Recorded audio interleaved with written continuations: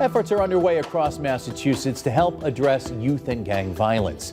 Holyoke and Chicopee both receiving $500,000 combined through a state grant program to help combat the problem. Western Mass News reporter Briseida Landaverde digging deeper into how Holyoke is working to make the city streets safer while also helping young adults find a better path in life. Holyoke police say the opioid epidemic has contributed to the problem of youth gangs in the city, with the more violent offenders in their mid to upper 20s. The intersection of Appleton and Elm Streets in Holyoke is one of the areas in the city known for high crime. So that's obviously one of the hot spots that we will constantly have officers patrolling. Our everyday patrol officers are very good that they're in the areas. They'll get out, check the rear of the building. Holyoke Police Captain Matthew Moriarty tells Western Mass News that area and other locations known for high violence, including Southbridge Street and Chestnut Street, are continuously monitored by the Gang Suppression Unit, or GSU. We have one unmarked cruiser. This way we have a better chance of pulling up on some activity going on. And this way the officers, once again, are out in the streets in these more critical areas. The unit is funded by the Senator Charles E. Shannon Jr. Community Safety Initiative grant. The Baker-Polito administration announced in February $11.2 million in grant funding is aimed at addressing youth and gang violence across the Bay State.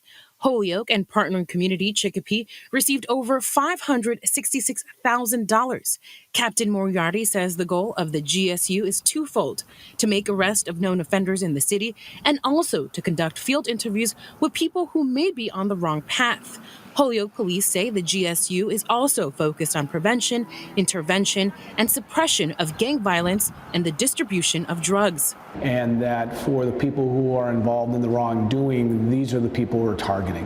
And that once, in numerous occasions, if we do make an arrest, but there are also times that we know the players, the troublemakers, and they're advised of the situations of how to get out of their situations. According to police data, 75% of violent crimes and 90% of drug-related crimes in Chicopee and Holyoke are gang-related. In the two cities combined, there are 10 street gangs and 300 gang members. Taking a look at the 5-year crime trends between 2017 and 2021 for young people ages 10 to 25 in both locations, simple assaults decreased by 48%, robberies decreased 100%, and aggravated assaults increased 38%. In addition to the Gang Suppression Unit, Captain Moriarty says the grant program also funds a mobile policing unit, or MCP. With this vehicle and the funding, we're able to go all through the city to areas that normally we would call hotspots, either due to gang activity or drug activity.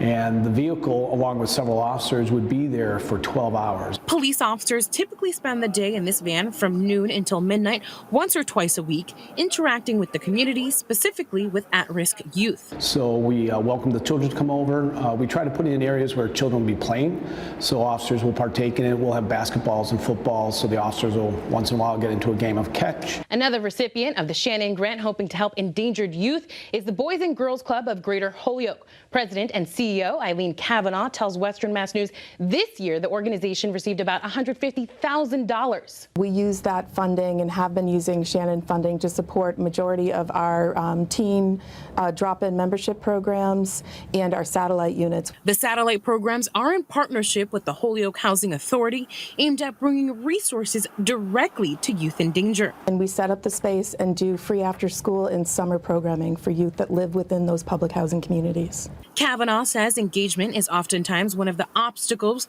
when helping youth in underprivileged communities. When you have a child that is stressed for a lot of environmental factors, growing up in poverty, poor housing, with familial connections that may have connections with law enforcement and criminal activity, it can be really difficult sometimes to engage these youth and to make sure that they know that there are other opportunities that they can try. The ultimate goal of the Shannon Grant to help guide adolescents to make healthier choices. And so the intent is for them to, again, understand that there are alternative activities to engage in and that there are ways of making better choices. Reporting in Holyoke, Briseida Landaverde, Western Mass News.